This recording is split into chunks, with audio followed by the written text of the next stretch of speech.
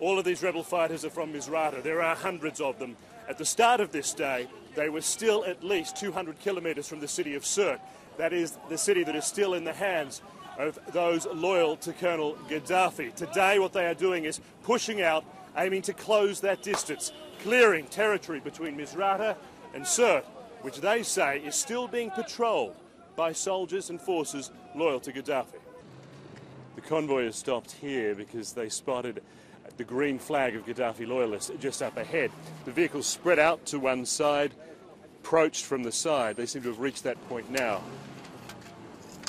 This was the location where the pro-Gadhafi fighters were. The green flag was flying just above this point. By the time that we've got here, they've already torn that flag down. We are told they have captured 7 pro-Gadhafi fighters, but we're not allowed to see them, while there were as many as perhaps a dozen more who jumped in their cars and have headed off down the road in that direction.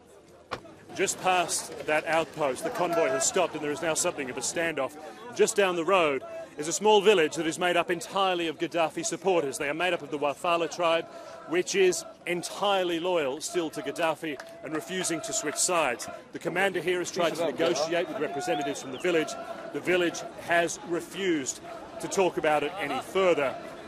The fighters here, you can see, they're chanting.